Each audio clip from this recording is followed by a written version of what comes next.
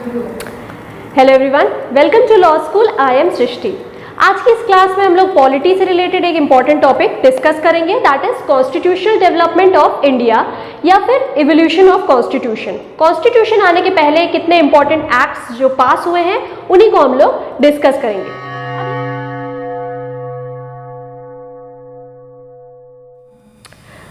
जो कंसेप्ट है evolution of the constitution का या फिर कॉन्स्टिट्यूशनल डेवलपमेंट, ये जो एक्ट्स हैं हम लोग उसको दो कैटेगरीज में पढ़ेंगे। पहला कैटेगरी होगा कि the acts which were passed before the revolt of 1857 और दूसरा कैटेगरी जो हम लोग देखेंगे वो will be the act which were passed after the revolt of 1857। तो जो पहले 1857 के पहले जो एक्ट्स पास हुए थे वो पास किए गए थे for the administration of east India company, और जो 1857 के बाद जो एक्ट्स पास हुए हैं वो ब्रिटिश क्राउन के द्वारा पास किए गए हैं। तो अब हम लोग देखते हैं कि 1857 के पहले जो एक्ट्स पास हुए थे उनमें कौन कौन से इंपॉर्टेंट एक्ट्स हम लोग डिस्कस करेंगे। तो first is the regulating act of 1773, second is the पिट्स India act of 1784 और इसके बाद आते हैं चार्टर एक्ट्स। चार्टर एक्ट्स के बीच में 20 ईयर्स का डिफरेंस था और हर 20 ईयर्स में इनको रिन्यू कर दिया जाता था। तो पहला है चार्टर एक्ट ऑफ 1813, दूसरा है चार्टर एक्ट ऑफ 1833, नेक्स्ट है charter act of 1853। Her charter act में नेक्स्ट को रिन्यू कर दिया जाता था 20 ईयर्स के लिए, बट 1853 वाले एक्ट में फिर से रिन्यूअल नहीं हुआ था। रिवोल्ट ऑफ 1857 के बाद जो इंपॉर्टेंट एक्ट्स पास हुए थे वो ये हैं।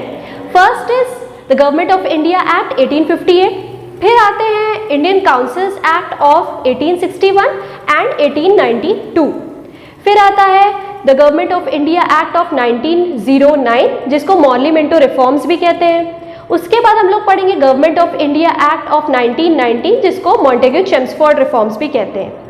फिर आता है most important act is the government of India act of 1935 जिसको blueprint of the Indian constitution में माना जाता है क्योंकि इससे मोस्ट प्रोविजंस कॉन्स्टिट्यूशन में ले लिए गए थे। और लास्ट फिर आता है 1947 का Indian independence act. First act जो हम लोग डिस्कस करने वाले हैं is regulating act of 1773। Regulating act कहा जा सकता है कि ये फर्स्ट स्टेप था towards parliamentary control over the east India company. Regulating act से ही ब्रिटिश क्राउन जो है ईस्ट इंडिया कंपनी पर पार्लियामेंट्री कंट्रोल धीरे धीरे करने लगा था। दूसरा इंपॉर्टेंट चीज है कि रेगुलेटिंग एक्ट पास किया गया था the then British prime minister lord north के द्वारा। इसमें क्या हुआ था कि गवर्नर जनरल ऑफ बंगाल जो थे उस समय वॉरेन हेस्टिंग, इनको governor general of all the 3 presidencies that is Bengal, Bombay and Madras, इन तीनों का गवर्नर जनरल वॉरेन हेस्टिंग को बना दिया गया था इस एक्ट से। और last and the most important thing ये है कि इस एक्ट से ही पहली बार सुप्रीम कोर्ट को स्टैब्लिश किया गया था at fort Williams Calcutta. Pitt's India act अब हम लोग डिस्कस करते हैं जो कि पास हुआ था 1784 में। इस एक्ट में जो कि रेगुलेटिंग एक्ट्स में शॉर्ट कमिंग्स थी उनको एड्रेस किया गया था। रेगुलेटिंग एक्ट में जो भी कमियां थी पिट्स इंडिया एक्ट में इसको पूरा किया गया था। पिट्स इंडिया एक्ट का नाम आया है the then British prime minister William Pitt के नाम पर। पिट्स इंडिया एक्ट में ईस्ट इंडिया कंपनी के फंक्शंस को 2 पार्ट में डिवाइड कर दिया गया था, political functions and commercial functions. Political functions को ऑपरेट करने के लिए बोर्ड ऑफ कंट्रोल स्टैब्लिश किया गया था जिसमें 6 मेंबर्स थे, और कमर्शियल फंक्शंस के लिए कोर्ट ऑफ डायरेक्टर्स का एस्टैब्लिशमेंट हुआ था। अब हम लोग डिस्कस करेंगे चार्टर एक्ट्स।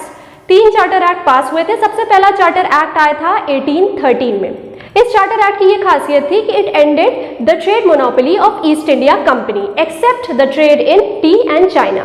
तो ईस्ट इंडिया कंपनी अब की ट्रेड मोनोपोली खत्म हो गई थी, but trade in tea and trade with China वो कंटिन्यू रहा था। दूसरा है कि इस एक्ट में पहली बार अलाउ करा गया था कि 1 lakh rupees for the education of Indians spend किए जा सकते हैं। और लास्ट इसका पिक्यूलियर फीचर था कि क्रिश्चियन मिशनरीज को अलाउ कर दिया गया था कि they can spread Christianity in India. अब लोग डिस्कस कर रहे हैं charter act of 1833। Her charter act 20 years पर रिन्यू होता था, तो ये 20 ईयर्स के बाद चार्टर एक्ट 1833 आया। पहला इसमें इंपॉर्टेंट फीचर है कि the governor general of Bengal was made the governor general of India, और ऐसे पहले गवर्नर जनरल बने लॉर्ड विलियम बेंटिक।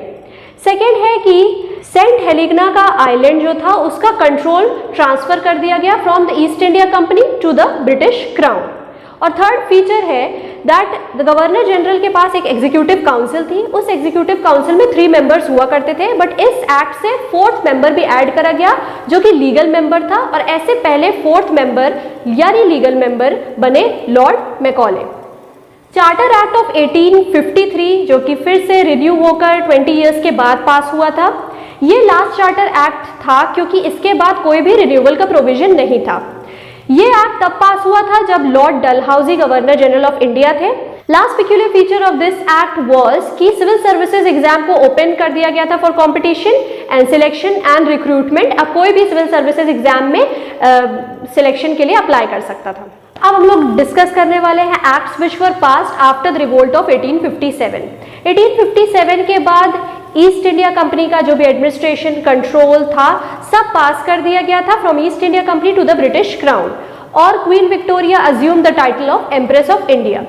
सेकेंडली, इसमें जो इंपॉर्टेंट थिंग है कि जो कोर्ट ऑफ डायरेक्टर्स थे जो ईस्ट इंडिया कंपनी की, उनको हटाकर उनकी पावर्स दे दी गई थी सेक्रेटरी ऑफ द स्टेट को। ब्रिटिश पार्लियामेंटेरियन कोई था उसको secretary of the state appoint कर दिया जाता था, and he was the channel between the British crown and Indian government. ऐसे पहले सेक्रेटरी ऑफ द स्टेट बने थे लॉर्ड स्टैनली। सेकेंडली, इंडिया को डिफरेंट प्रोविंसेस में डिवाइड कर दिया गया था, and these provinces were governed by governor general along with his executive council. पहले governor general after the revolt of 1857 बने थे Lord Canning. And third most important thing is कि इससे डॉक्ट्रिन ऑफ लैप्स का प्रोविजन भी हटा दिया गया था। नाउ इंडियन काउंसिल्स एक्ट जो पास हुआ था इन 1861, वो हम लोग देखते हैं कि उसमें क्या इंपॉर्टेंट थिंग्स ऐड हुई थी। इस एक्ट में सबसे पहले तो जो कंट्रोल था over India was exercised by the secretary of the state on behalf of British crown. Secretary of the state was assisted by 15 members, और वो रिस्पॉन्सिबल थे टू द ब्रिटिश क्राउन, और governor general he was responsible to the secretary of the state. ये सब एक दूसरे को answerable थे। सेकेंडली, पहली बार इस एक्ट में इंडियंस को भी लेजिस्लेटिव वर्क में रिप्रेजेंटेशन दिया गया था। थर्डली, गवर्नर जनरल की एग्जीक्यूटिव काउंसिल जो थी उसमें भी नॉन ऑफिशियल मेंबर्स के लिए प्रोविजन बनाया गया था कि नॉन ऑफिशियल मेंबर्स भी इसमें ऐड हो सकते हैं। इंडियन काउंसिल्स एक्ट ऑफ 1892 में पहले तो ये हुआ था कि जो नॉन ऑफिशियल मेंबर्स थे उनका नंबर इंक्रीज कर दिया गया था टू 16। सेकेंडली, उनको और रिप्रेजेंटेशन और उनको और पावर दी गई थी। अब वो बजट डिस्कस कर सकते थे और बजट से रिलेटेड क्वेश्चंस भी पूछ सकते थे टू एग्जीक्यूटिव काउंसिल। अब हम लोग डिस्कस करते हैं इंडियन काउंसिल्स एक्ट ऑफ 1909, जिसको मॉर्ली मिंटो रिफॉर्म्स भी कहा जाता है। ये जो रिफॉर्म्स है it was recommended by secretary of the state, उनका नाम था लॉर्ड मॉर्ली, और उस समय जो इंडिया के वाइसरॉय थे उनका नाम था लॉर्ड मिंटो। इन्हीं लोगों ने ये रिफॉर्म्स रिकमेंड किए थे। इस एक्ट में जो एडिशनल मेंबर्स थे या फिर नॉन ऑफिशियल मेंबर्स हुआ करते थे एग्जीक्यूटिव काउंसिल में, उनका नंबर 16 से बढ़ाकर 60 कर दिया गया था। सेकेंडली, जो लेजिस्लेटिव वर्क्स में इंडियंस को रिप्रेजेंटेशन दिया गया था वो अब बजट पे रेजोल्यूशन भी पास कर सकते थे और पब्लिक इंटरेस्ट से रिलेटेड सब्जेक्ट में भी रेजोल्यूशन पास कर सकते थे। तो इससे दिखता है कि उनको भी पावर्स थोड़ी इंक्रीज की गई थी। लास्टली और मोस्ट इंपॉर्टेंट और peculiar feature of this act was कि इस एक्ट में मुस्लिम कम्युनिटी को भी रिजर्वेशन दिया गया था। The government of India act 1919, इस एक्ट को मॉन्टेग्यू चेम्सफोर्ड रिफॉर्म्स के नाम से भी जाना जाता है because it was prepared after the report framed by Mr. E.S. Montague, who was the Secretary of India at that time, and Lord Chelmsford, जो उस समय इंडिया के गवर्नर जनरल थे। तो इस एक्ट के पिक्यूलियर फीचर ये थे कि फर्स्ट प्रोविंसेस में डायरकी या फिर डुअल गवर्नमेंट का सिस्टम इंट्रोड्यूस हुआ था। इसमें एडमिनिस्ट्रेटिव सब्जेक्ट्स को 2 पार्ट में डिवाइड कर दिया गया था, central and provincial. Central subjects में सिर्फ सेंट्रल गवर्नमेंट ही लॉ बना सकती थी और प्रोविंशियल सब्जेक्ट्स में provinces along with the help of governor general law बना सकते थे। provincial subjects were further divided into reserved and transferred categories। Second, इसमें इंपॉर्टेंट फीचर है कि इंडियन लेजिस्लेचर को इस एक्ट के द्वारा बाइकेमरल बना दिया गया था। मींस इंडियन लेजिस्लेचर में 2 हाउसेस बना दिए गए थे। First was the council of state और दूसरा था legislative assembly. To inquire into the working of this act, Simon commission का एस्टैब्लिशमेंट हुआ था 1927 में, और साइमन ने अपनी कमीशन की रिपोर्ट 1930 में इंट्रोड्यूस की थी। गवर्नमेंट ऑफ इंडिया एक्ट 1935, ये मोस्ट इंपॉर्टेंट एक्ट है and it is the most important source of the Indian constitution because most of the things which were enumerated in Government of India Act of 1935 were taken in the Constitution of India. सबसे पहला important feature है कि all India federation का setup हुआ था इस act से। दूसरा है कि इसमें 3 लिस्ट एन्यूमरेट करी गई थी, पहली फेडरल लिस्ट, दूसरी प्रोविंशियल लिस्ट एंड तीसरी कॉन्करेंट लिस्ट। डोमिनियन स्टेटस जो कि प्रॉमिस किया गया था सर साइमन की रिपोर्ट में, वो इस एक्ट में कन्फर्म नहीं किया गया था। एंड लास्टली इस एक्ट को चार्टर ऑफ स्लेवरी कहा गया था by Jawaharlal Nehru. Cripps mission जो कि एस्टैब्लिश हुआ था in March 1942 and these were the declarations which were drafted by sir Stratford Cripps जो कि ब्रिटिश कैबिनेट के मेंबर थे। उन्होंने कुछ डिक्लेरेशंस ड्राफ्ट की थी, कुछ प्रपोजल्स लाए थे इंडियंस के सामने। उसमें से मोस्ट इंपॉर्टेंट डिक्लेरेशन या रिकमेंडेशन उनका ये था कि कॉन्स्टिट्यूएंट असेंबली इंडिया और पाकिस्तान के अलग अलग सेट होने चाहिए। तो फर्स्ट टाइम अगर कॉन्स्टिट्यूएंट असेंबली की कहीं बात हुई थी तो वो क्रिप्स मिशन में ही हुई थी। Cabinet mission was set up in March 1946।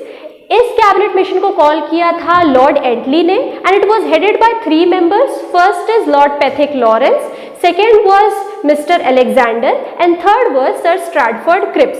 सबसे important recommendation of this commission was the setting up of constituent assembly for India. तो कॉन्स्टिट्यूएंट असेंबली का जो प्रोसेस इनिशिएट हुआ है वो इसी कैबिनेट मिशन प्लान से हुआ है 1946 में। तो कैबिनेट मिशन प्लान ने ये रिजेक्ट कर दिया था कि मुस्लिम्स के लिए separate state and separate constituent assembly नहीं बनेगी।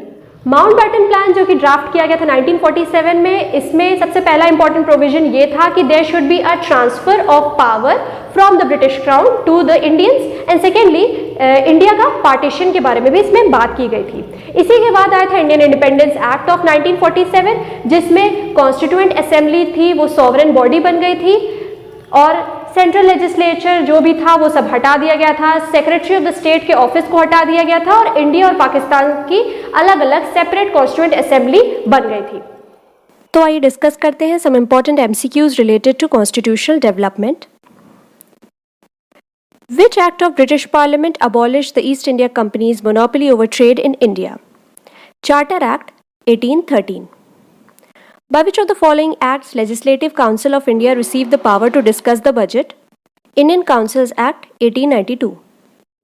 Which act made provision for the establishment of Supreme Court in Calcutta? Regulating Act 1773.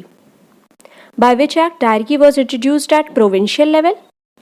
Government of India Act 1919। Provincial level में dyarchy government of India act 1919 से introduce हुई थी और central level में government of India act 1935 से।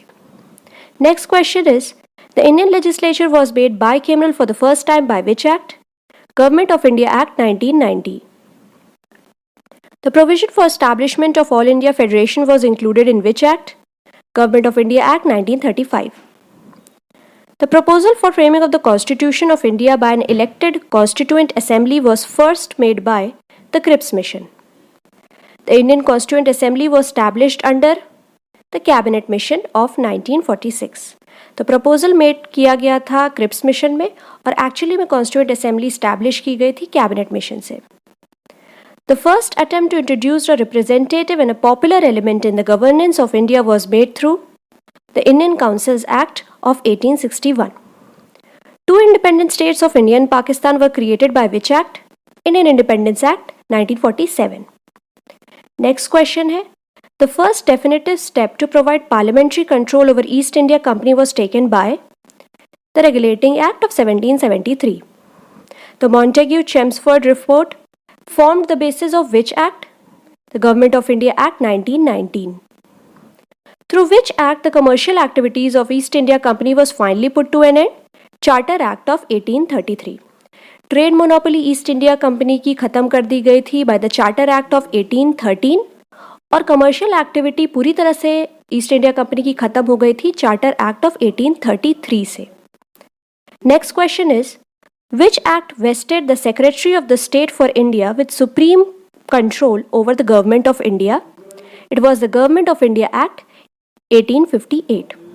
Next question है, in the federation under the act of 1935 residuary powers were given to the governor general. Next question is which act was described by Jawaharlal Nehru as charter of slavery? It was the Government of India Act 1935. Which act introduced diarchy at the center? Government of India Act 1935. Which act is the biggest source of the Constitution? Government of India Act 1935, इसको blueprint भी कहा जाता है of the constitution. Maximum provision Indian constitution के government of India act 1935 से ही लिए गए हैं. Next question is, the distribution of power between the center and the state in the Indian Constitution is based on the scheme provided in which act? It is also the Government of India Act 1935. And last question is, which act introduced communal electorate in India? It is the Indian Council Act 1909. Mauli Minto reform से Muslim community को representation दिया गया था.